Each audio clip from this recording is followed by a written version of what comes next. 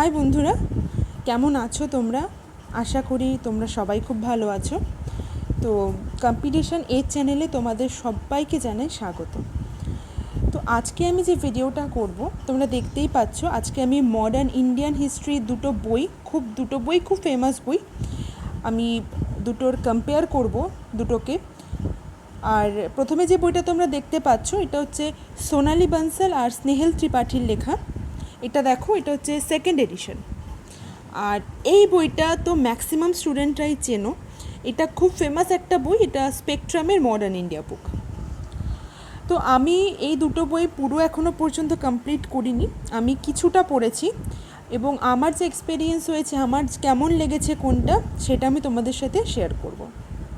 তো দেখো, প্রথমে যদি এই সোনালি বানসাল এনার বইটার কথা বলি, তাহলে এই যে বইয়ের থিকনেস আছে, দেখো থিকনেসটা কিন্তু বেশ ভালো। অপরদিকে আমরা যদি স্পেকট্রামটা দেখি, দেখো স্পেকট্রামের থিকনেসটাও কিন্তু বেশ ভালো।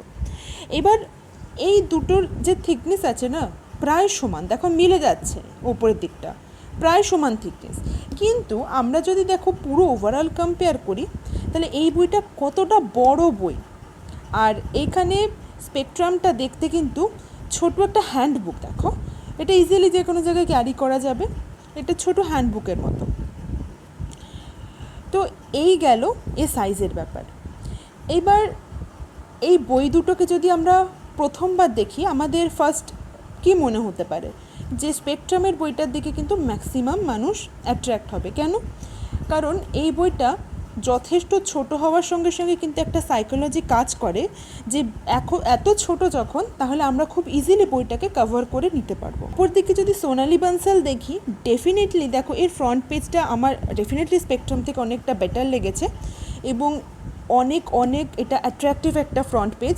এবং আমরা যদি বইটাকে খুলে দেখি, দেখো বইটাকে বেশ ভালোভাবে বইটায় কালার করা আছে, হাইলাইট করা আছে, নানা জায়গায় মার্ক করা আছে। দেখো এগুলো ইম্পর্টেন্স কিছু নোটস সেগুলো কিন্তু এখানে দিয়ে দেওয়া আছে ক্যাপসুলসের মতো করে, ট্যাবুলেশন ফর্মে। এবং আমরা যদি দেখবে ম্যাক্সিমাম জায়গায়, এটা যেমন সিরাজউদ্দৌলার একটা ছবি, তো ম্যাক্সিমাম জায়গায় কিন্তু আমরা দেখব মোটামুটি ছবি দিয়ে বোঝানোর চেষ্টা করা হয়েছে, আমরা ম্যাক্সিমাম জায়গায় দেখব। যেমন দেখো এখানে ইংলিশের ইস্ট ইন্ডিয়া কোম্পানির ফ্ল্যাগ আছে, তারপরে এখানে হচ্ছে ফার্স্ট যে ফোর্ট এসটি জর্জ মাদ্রাজের, আমরা জানি যে ব্রিটিশদের ইস্ট ইন্ডিয়া কোম্পানির ফার্স্ট যে ফোর্টটা তৈরি হয়েছিল মাদ্রাজে, তো সেইটা। তো অবশ্যই হ্যাঁ, এর সঙ্গে তোমাদের একটা আমি প্রশ্ন করছি যে এই যে মাদ্রাজের ফোর্ট এসটি জর্জের যে এই ফোর্টটা তৈরি করা হয়েছিল, এটা কবে তৈরি করা হয়েছিল এবং এটা কার কাছ থেকে লিজ নেওয়া হয়েছিল, কোন রাজার কাছ থেকে মাদ্রাজ লিজ নিয়ে কবে এই ফোর্টটা তৈরি করা হয়েছিল? যদি কারো জানা থাকে কমেন্ট বক্সে অবশ্যই জানিও। তো চলো ফিরে আসা যাক আমাদের টপিকে। তো যেমনটা তোমরা দেখতে পাচ্ছ, বেশ ভালো সব কিছু ট্যাবুলেশন ফর্মে করে দেওয়া আছে, ছবি টবি দেওয়া আছে। এইবার যদি আমরা স্পেকট্রাম খুলে দেখি, দেখো স্পেকট্রামে কিন্তু ওই রকমভাবে তেমন কিছু হাইলাইট করে দেওয়া নেই, কোনো ছবি এখানে নেই। স্পেকট্রামে তোমরা কোনো ছবি পাবে না, কিন্তু একটা জিনিস স্পেকট্রামে তোমরা এটাও পেয়ে যাবে, যদিও ইন্ডেক্সটা বেশ কালারফুল, কিন্তু পুরো বইটাই কিন্তু এরকম ব্ল্যাক অ্যান্ড হোয়াইট। তো তোমরা স্পেকট্রামে একটা জিনিস যেটা পেয়ে যাবে, সেটা হচ্ছে গিয়ে প্রত্যেকটা ছোটো ছোটো টপিকের এন্ডে না এরকমভাবে কিছু জিনিস যেটা হাইলাইট করে দেওয়া আছে। এটা যদিও একজনের বক্তব্য, এবং যখনই আমাদের একটা চ্যাপ্টার শেষ হচ্ছে, আমরা মোটামুটি তার কিছু নোট, তার কিছু সামারি আমরা এরকম একটা জায়গায় পেয়ে যাই। তো এটাই হচ্ছে স্পেকট্রামের সঙ্গে সোনালি বানসালের যেটা মিল আছে। আর অমিল হচ্ছে কি, এই বইটা একেবারেই সাদামাটা, মানে ব্ল্যাক অ্যান্ড হোয়াইট বই, কোনো ছবি নেই। তো দেখো, যদিও সাইকোলজি আমাদের কাজ করবে প্রথম দেখাতেই, যে স্পেকট্রামের বইটা হয়তো অনেকটা আমরা তাড়াতাড়ি কভার করে নিতে পারবো, কিন্তু এইখানে আমি একটা কথা বলবো যে হ্যাঁ, ডেফিনেটলি সাইকোলজি একটা ম্যাটার করে ব্যাপারটা, কিন্তু আমার মনে হয় যে এখানে ছবি থাকবে বা এরকম একটু মানে বেশ কালার করে দেওয়া আছে জায়গায় জায়গায়, সেটা হয়তো আমার কাছে কিন্তু পার্সোনালি বেশি অ্যাট্রাকটিভ মনে হয়, বইয়ের সাইজ যতই বড় হয়ে থাকুক না কেন। এইবার আমরা যদি মেইন জায়গায় যাই, যে এর ইন্ডেক্সে কোন দেখো এই বইটাতে কোন চ্যাপ্টারগুলো কভার করা আছে। দেখো মডার্ন ইন্ডিয়ার বই, নিশ্চয়ই মডার্ন ইন্ডিয়া টোটালটা কভার করাই থাকবে, কিন্তু তবুও না যে অর্গানাইজেশনের ব্যাপারটা থাকে সেটা অনেকটা বেশি ভ্যারি করে। যেমন দেখো, এই বইটা কিন্তু শুরুই হচ্ছে ডেক্লাইন অফ মুঘল এম্পায়ার দিয়ে, দেখতে পাচ্ছ ডেক্লাইন অফ মুঘল এম্পায়ার দিয়ে, তারপর রাইজ অফ অটোনোমাস স্টেট হচ্ছে, তারপর দেখো ব্রিটিশ যে সুপ্রিমেসি সেটা দেখাচ্ছে, তারপরে রাইজ অফ ব্রিটিশ সুপ্রিমেসি মানে আগেরটা হচ্ছে গিয়ে কীভাবে ইউরোপিয়ানসরা এসছে বা এক একটা যারা যে সমস্ত কোম্পানিজরা এসেছে, ইস্ট ইন্ডিয়া কোম্পানি যারা এসেছিল তেমনই দেখো, এবং যেখানে হচ্ছে গিয়ে ইউরোপিয়ানসরা যারা এসেছিলো প্রথমে পর্তুগিজ, তারপরে ডাচ, তারপরে ইংলিশ, দেন ডেন্স, দেন ফ্রেঞ্চ। তো এনারা আসলো, এনারা কোথায় কোথায় হেডকোয়ার্টার করলো, কোথায় কোথায় কী করলো, এদের হচ্ছে গিয়ে তোমার ফার্স্ট তোমার বলে না যে ফ্যাক্টরি কোথায় গড়ে তুলেছে সমস্ত কিছু ব্যাপারে আছে। তারপর দেখো কর্ণাটিক ওয়ার আছে, প্লাসি আছে, বক্সার আছে। তো এইরকমভাবে কিন্তু বেশ ভালো করে তোমার এখানে অর্গানাইজ করে দেওয়া আছে। তারপর দেখো এইখানে ব্রিটিশ তোমার এক্সপ্যানশন নর্থ ইন্ডিয়ায় কী করে হলো, তারপরে তাদের ইকোনমির যে ইম্প্যাক্টটা ছিল সেই ইম্প্যাক্টটা কী পড়লো। এবং একটা জিনিস তোমরা যদি এখানে নোটিস করো তোমরা দেখবে যে দেখো এই যে এই থার্ড ইউনিটের যে সেকেন্ড চ্যাপ্টারটা দেখো, এই চ্যাপ্টারটায় কিন্তু বেশ ভালো করে প্রত্যেকটা অ্যাক্ট কিন্তু পরপর দেওয়া আছে। যেমন দেখো regulating act, Pitt's act, act of 1786, charter act, যে চারটে চার্টার অ্যাক্ট হয়েছিল, জিওআই বা গভর্নমেন্ট অফ ইন্ডিয়ান অ্যাক্ট বা গভর্নমেন্ট অফ ইন্ডিয়া অ্যাক্ট যেটা 1858-এ খুব ফেমাস। তো এইগুলো কিন্তু দেখো টোটালটা একটা জায়গায় দেওয়া আছে, যেটা কিন্তু আমি এই স্পেকট্রামে এখনো অবধি দেখিনি, আমার চোখে পড়েনি, এখনো অবধি আমি দেখিনি। তো এই জায়গাগুলো কিন্তু পড়তে খুব সুবিধা, যেহেতু আমি সোনালি বানসালটা এত অবধি আমি দেখেছি তো আমার খুব ভালো লেগেছে স্পেশালি। তো তারপর দেখো এইগুলো হচ্ছে যেমন চেঞ্জেস ইম্প্যাক্ট কি পড়েছে, তো এইগুলো টুকটাক টুকটাক দেওয়া আছে, বেশ ভালো বই। এরপর দেখো ডাইরেক্ট কিন্তু 1857-এর যে আমাদের মহাবিদ্রোহ সেখানে চলে যায়নি, এখানে কিন্তু 1857-এর মোটামুটি পপুলার যে সমস্ত কিছু তার অবধি হয়েছিল সেইখানে দেওয়া আছে, এবং তারপরে কিন্তু রিভল্ট অফ 1857 দেওয়া আছে। তারপরে যা যা থাকে, যা যা টপিক আমাদের কভার করতে হবে সব কিন্তু এই বইতে কভার করা হয়েছে। তো আমি যদি ইউনিটের কথা বলি, দেখো এইভাবে এক এক করে চ্যাপ্টারগুলো দেখানো তো পসিবল না, তা ভিডিও প্রচুর লম্বা হয়ে যাবে। তো আমি তোমাদের মোটামুটি একটা মোটা করে একটা আইডিয়া দিয়ে দিলাম। তো দেখো এখানে 7 চ্যাপ্টার অবধি আছে, এবং 7 চ্যাপ্টারটা টোটালটাই ইন্ডিয়ান ন্যাশনাল মুভমেন্ট পার্ট 2, যেটা হচ্ছে টুয়ার্ডস ফ্রিডম। তো এখান থেকে শুরু হচ্ছে। তো এই গেল আমাদের সোনালি বানসাল বইয়ে কী আমরা কভার করব বইতে সেটা।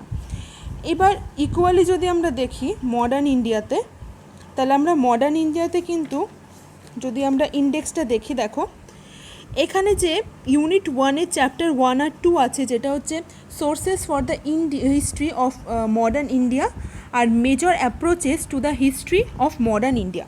দেখো এই দুটো ইউনিট, মানে এই ফার্স্ট ইউনিটের এই দুটো চ্যাপ্টার কিন্তু দরকার পড়ে না, ইম্পর্টেন্ট কিচ্ছু নেই, আর এমন কিছু এখান থেকে পরীক্ষা আসবে না। তো আমরা যদি সেকেন্ড ইউনিট থেকে শুরু করি, যেখান থেকে আমাদের মেন পড়াটা শুরু হয়, তাহলে আমরা দেখো দেখতে পাচ্ছি যে এখানেও কি দিচ্ছে যে advent of the Europeans in India. Same জিনিস তোমরা যদি মনে রাখো সোনালি বানসালে কী ছিল, তাহলে কিন্তু ওখানে মুঘলদের ডেক্লাইন থেকে শুরু করে তারপর অটোনোমাস স্টেট দিয়ে কিন্তু আমাদের এই অ্যাডভেন্টটা এসেছিল। এরপর দেখো সেম জিনিসই আছে, প্রথমে কারা এসেছিল, প্রথমে পর্তুগিজ এসেছিল, তারপর ডাচ দেখো, তারপরে ইংলিশ, তারপর ফ্রেঞ্চ, তারপর ডেন্স, সেম আছে। তো এরপরে দেখো, এরপরে যদি তোমাদের এইবার আমি একটা জিনিস বলি, দেখো এখানে কিন্তু ছোট ছোট টুকটাক চ্যাপ্টার দিয়েই কয়েকটা দিয়ে কিন্তু আমাদের দ্য রিভল্ট অফ 1857 চলে এসেছে। সেখানে যদি আমরা সোনালি বানসালের সাথে কম্পেয়ার করি তাহলে কিন্তু বেশ খানিকটা মাঝে অনেক কিছু কভার করেছে। তো এছাড়া মোটামুটি বই দুটোর ডেফিনেটলি দুটো বই, আমি আবারও বলছি যেহেতু মডার্ন ইন্ডিয়া হিস্ট্রির বই, ডেফিনেটলি দুটো বই একই টপিক কভার করবে, একই কন্টেন্ট কভার করবে, কিন্তু তবুও সোনালি বানসাল এই বইটাতে যেইভাবে অর্গানাইজ করে দেওয়া আছে প্রত্যেকটা টপিক, যেইভাবে ছবি দিয়ে সুন্দর করে দেওয়া আছে, ডেফিনেটলি কিন্তু আমার তরফ থেকে সোনালি বানসালের বইটা অনেকটা এগিয়ে রয়েছে। লাস্ট যে ব্যাপারটা নিয়ে আমরা কথা বলবো সেটা আমাদের যারা বেঙ্গলি মিডিয়ামের স্টুডেন্ট বেসিক্যালি আমরা বলতে পারি তাদের জন্য যে সবথেকে ইম্পর্টেন্ট যেটা আমরা বলি সেটা হচ্ছে ল্যাঙ্গুয়েজ। দেখো আমরা যেহেতু ইংলিশ বই পড়ছি বেঙ্গলি মিডিয়ামের স্টুডেন্ট হিসেবে আমার তো যদি একটু খটোমটো ইংলিশে আমার পড়তে অসুবিধা হয়, তো আমি বলতে পারি যে মডার্ন ইন্ডিয়া বইতেও নো ডাউট ইজি তোমার ল্যাঙ্গুয়েজে লেখা আছে, কিন্তু আমি যদি সোনালি বানসাল দেখি সোনালি বানসালে কিন্তু খুব ভালো ইংলিশে তোমার লেখা আছে, একদম সহজ সরল ভাষায় লেখা আছে, পড়তে আমার খুব সুবিধে হয়েছে। মাঝে মাঝে ডেফিনেটলি কিছু কিছু ওয়ার্ড এমন পেয়েছি যেগুলো হচ্ছে গিয়ে আমাকে ডিকশনারি সার্চ করে দেখতে হয়েছে ফোনে যে তার মিনিং কী, বাট আমার কিন্তু এইটা যথেষ্ট ভালো লেগেছে। আমি কখনোই কিন্তু দেখো তোমরা যারা স্পেকট্রাম পড়ছো আমি কিন্তু কখনোই বলছি না স্পেকট্রাম খারাপ, স্পেকট্রাম নো ডাউট বই ভালো, একটা বই ভালো না হলে সেটা এত ফেমাস হতে পারে না, কিন্তু সোনালি বানসাল স্পেকট্রামেরও পরে বেরিয়েছে সেকেন্ড এডিশনটা, আমি যতদূর জানি স্পেকট্রামের পরে বেরিয়েছে, আমি আগে স্পেকট্রামটা কিনেছিলাম পড়ছিলাম। দেখো আমার স্পেকট্রাম পার্সোনালি আমার পড়ে অতটা আমার ভালো লাগেনি, আমি ইন্টারেস্ট পাচ্ছিলাম না, আমি ইন্টারেস্ট গ্রো করতে পারছিলাম না। তারপরে আমি সোনালি বানসাল দেখি, আমি সোনালি বানসাল কিনেছি। তো আমি দুটো বই অ্যামাজন থেকে কিনেছি, আমি ডেসক্রিপশানে তোমাদের লিঙ্ক প্রোভাইড করে দেবো, তোমরা যদি কেউ কিনতে চাও এই দুটো বইয়ের মধ্যে কোনো একটা বই তোমরা ডেসক্রিপশান থেকে লিঙ্ক থেকে কিনতে পারো।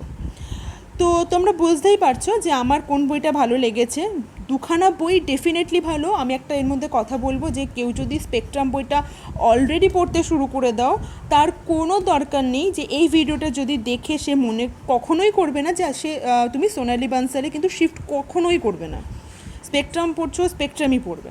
কিন্তু যদি কেউ এমন থাকো যে একদম নিউ স্টার্ট করছো মডার্ন ইন্ডিয়ান হিস্ট্রি, আগে কোনো বই পড়োনি, ইংলিশ ভার্সানে হোক বা একদম নিউ পড়ছো, আমি তাদের বলবো সোনালি বানসাল আর স্নেহিল ত্রিপাঠীর এই বইটা একবার তোমরা দেখতে পারো, আমার মনে হয় না তোমাদের খারাপ লাগবে, কারণ অ্যাজ আ স্টুডেন্ট হিসেবে আমিও সেই জায়গায় যাব যেখানে আমার বেশি ভালো লেগেছে, আর আমিও তোমাদের সেটাই বলছি যে সোনালি বানসাল আমার স্পেকট্রামের থেকে একটু কিন্তু বেশি ভালো লেগেছে। আজকে ভিডিওটা এই পর্যন্তই থাক, আবার দেখা হচ্ছে নেক্সট ভিডিওতে। আর তোমাদের যদি এরকমই বইয়ের কম্প্যারিজন করে কোনো ভিডিও লাগে আমাকে কমেন্ট বক্সে ডেফিনেটলি জানিও, আমি চেষ্টা করব সেই ভিডিওটা যত তাড়াতাড়ি সম্ভব নিয়ে আসার। তাহলে চলো দেখা হচ্ছে নেক্সট ভিডিওতে, ততক্ষণের জন্য বাই, সুস্থ থেকো, ভালো থেকো।